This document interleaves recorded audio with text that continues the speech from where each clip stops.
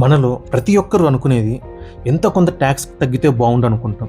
అయితే కొన్నిసార్లు through online లేదా మన ఫ్యామిలీ ఫ్రెండ్స్ రిఫరెన్స్తో కొంతమంది ఏజెంట్స్ మనం రీచ్ అవుతారు. అండ్ వాళ్ళు మనకి ట్యాక్స్ తగ్గించే ఒక సజెషన్ ఏంటంటే పొలిటికల్ పార్టీస్కి డొనేషన్ ఇవ్వడం. ఇది యాక్చువల్లీ ఒక స్కామ్. ఈ స్కామ్ క్లియర్గా అర్థం అవడం కోసం ఒక సింపుల్ ఎగ్జాంపుల్ చెప్తా చూడండి. సపోజ్ వేణు అనే ఒక సాఫ్ట్వేర్ ఇంజనీర్ ఉన్నాడు. అతను 30% ట్యాక్స్ బ్రాకెట్లో ఉన్నాడు. నార్మల్గా అయితే ఫర్ ఎవ్రీ 1 lakh ఇన్కమ్కి 30,000 ట్యాక్స్ కట్టాలి.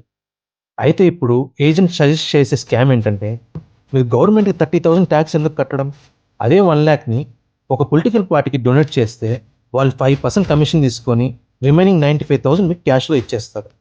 దీనివల్ల మీకు 25,000 సేవ్ అవుతుంది. సో వేణు ఆ ఏజెంట్ చెప్పినట్టు పొలిటికల్ పార్టీకి ఫేక్ డొనేషన్ చేసేసాడు. కానీ ఇక్కడ ఒక ట్విస్ట్ ఉంది.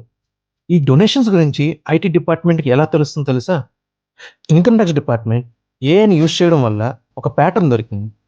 అదేంటంటే కొన్ని చిన్న పొలిటికల్ పార్టీస్కి సడన్గా 100 కోట్ల డొనేషన్స్ వచ్చాయి.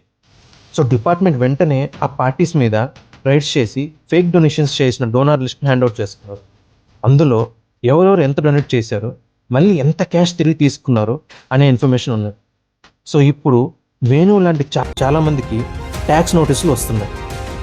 వేణు సేవ్ చేయాలనుకున్నది 30,000, కానీ ఇప్పుడు ప్రీవియస్గా కట్టాల్సిన 30,000 ట్యాక్స్, దాని మీద ఇంట్రెస్ట్ అండ్ 200% పెనాల్టీ కూడా కట్టాల్సి వస్తుంది. మొత్తం దగ్గర దగ్గర 1 lakh కట్టాల్సి ఉంటుంది. దీంతోపాటు ఐటీ డిపార్ట్మెంట్ రికార్డ్స్లో వాళ్ళని ట్యాక్స్ ఎవేడర్గా నోట్ చేస్తారు. దీనివల్ల ఫ్యూచర్లో వాళ్ళు చేసే ప్రతి ఐటీ రిటర్న్ని చాలా సివియర్గా స్క్రూటనైజ్ చేస్తారు.